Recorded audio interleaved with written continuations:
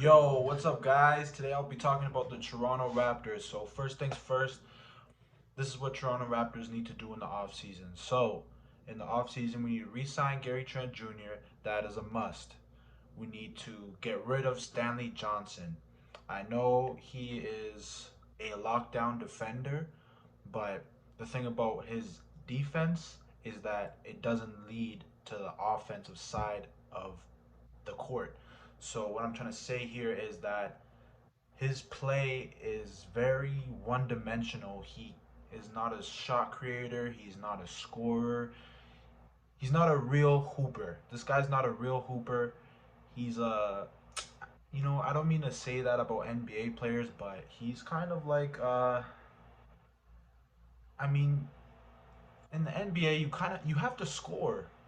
Like, I've seen this guy play great phenomenal defense, and on the offensive side, he's lacking IQ, he's lacking 3-point shot, he's lacking a mid-range shot, he's lacking layups, he's not like a big dunker. So I would say if he's just going to play defense, he should either be on the bench, third string, and have limited minutes and only play certain games if you're going to keep him. Utah Watanabe has been playing better than him, and this is Utah's first year really on the team, and he's already better. So that's just something to keep in mind. Um, Kem Birch, his play is very good, but is he a starting center? That's what you're gonna have to think about when you think about this Raptors team. Is he's a very right now he's looking like a great backup, and that's not hating on his game. That's being truthfully honest. If you want to have a playoff team, a championship run, you're gonna have to have Kem Birch on the bench for a second string center. Um, we need a good first string center. Um, the thing about Kyle Lowry, so I mean, Kyle Lowry is potentially a sign and trade. If he's on the team, still that's great. We can have him get great minutes. Yeah, he can he's a leader, so he's gonna instill that Raptors knit and grit, that grit and grind, offense and defense. So he's good for that. He's a great leader. He can lead the guys. He can lead Malachi. He can lead Fred VanVleet. Whether or not, I hate to say it, but Fred VanVleet still needs leadership. He's going to be the leader if Kyle leaves. And, Fred VanVleet is not the clear cut um, leader. So you're going to have issues with that on the court. And Fred's gonna have to handle all these guys, and Kyle does it effortlessly because he's been in the league so long. He's been a great player for so long. He knows the ins and the outs. Fred VanVleet has only been really good for at least 2 years, so you gotta have to take that into consideration. Um, Pascal Siakam, whether or not you like him or dislike him, he's have to going to be on the team. What other two-way power forward in Nick Nurse's system are you going to put on the Raptors if you trade him? If you trade him for a center, now you don't have a power forward, and you have Chris Boucher, who is a great player, but he should be on the bench because he's inconsistent and he jacks up a lot of threes, and he's still finding his way a little bit through the league. But he is a great player, needless to say. Um, let's look at OG Anunoby, great player. Um, he's a guy that can lock down anyone and give you 15 points every single night. So when you have a great small forward, a three guard, that can give you 15 every single night, as well as assists, rebounds, blocks, steals, and you have a great two-way power forward who can score the ball, lock up Uh, he locked up AD. You know, he's a great player. So Pascal Siakam, you have a great four.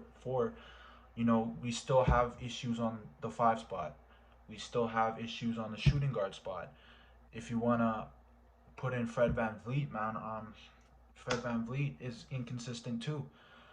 We need him to score 20 like every night if we're gonna be great. And he doesn't score 20 every night because there's different matchups. Some matchups give him problems. Sometimes he's focusing so hard on the defensive end that his offensive end is a little bit lacking.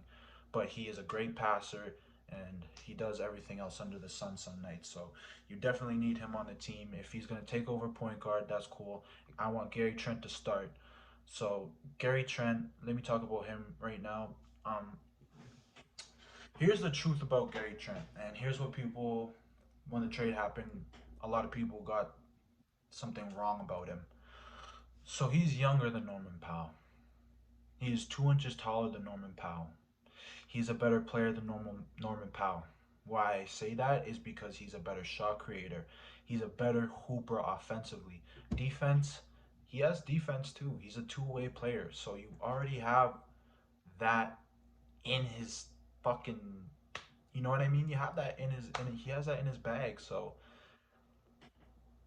having Gary Trent Jr., who's young, you're gonna have to pay him that money, and he's a two-way player. That's just number one. Like if someone offers him damn near the max deal, I don't think we're gonna keep him. But if someone offers him something, I heard Orlando might offer him something to keep their competitive tank a little bit, have that a little bit better because he's young. He's a good asset.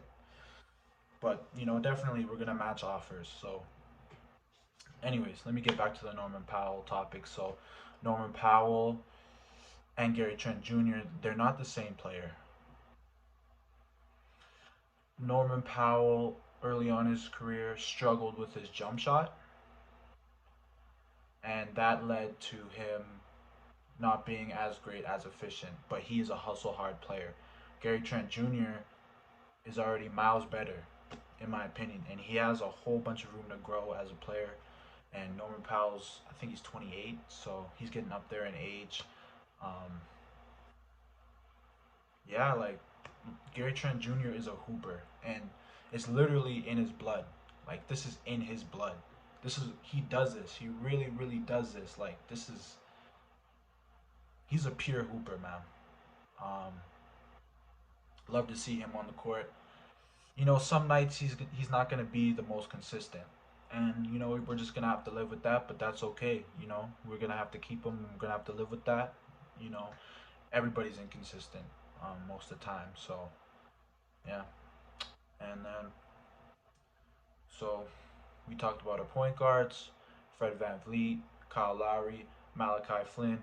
Malachi Flynn is someone who I thought was going to win Rookie of the Year potentially based off what I saw on the preseason, but you know he just never got that minute. He never got those minutes, and then um, yeah, he never got those minutes to shine really until the month of April where he got Rookie of the Month. You know that's a big win, needless to say. You know, he's got picked late in the first round, so he's not going to be on everyone's radar. He's a really underrated player. He has IQ for his age, for a very young age. To have that type of IQ is just amazing. See, the Raptors, they really really know what they're doing. That front office, the GMs, the coordinators, the coaches, they know what they're doing, man. This season was a clear tanking season. Like, I think it was a tanking season from the jump, just based off Aaron Baines being signed. You know, DeAndre Bembry was a cheapie. You know, he's just a cheap player, but he plays defense, and he's a passer. He's not great on the offensive end. Again, you know, he's not a shooter, so he's only displayed his shooting a couple nights. I've seen him really shoot well, and he likes to drive. He likes to kick. He plays really, really hard defense, but he's gonna have to get a little bit better on the off season as well. So you know, we have weapons, and we have the ability to win a lot of games. But is this going to be a playoff team next year? I don't know. What we're gonna have to do is definitely sign a center and figure out our shooting guard and point guard roster minutes, our lineup, our minutes. I don't want to see Fred Van Vliet playing 40 minutes a game when we have all these players on the bench. He is tired. He cannot do this all season. Same with Kyle Lowry. If he's going to be on the team, he cannot not not be playing all those type of minutes, man. This is why we have. That's why you have a roster. And Nick Nurse a lot of the time was really left with nothing else because our bench would get on the floor and we'd be hesitant to score. When we get the ball, we're looking to pass. We're looking at the defense. No, you're a hooper. We have to score. When you get that ball, you have to look to score. We have to get something off the bench, and losing Norman Powell was a big thing for that. And when we picked up Gary Trent Jr., he's only been good for a handful of games. So we really, you really, it's not gonna win a lot. You know what I mean? When you have a new guy that's just a young guy. So yeah, that's all I have to say really.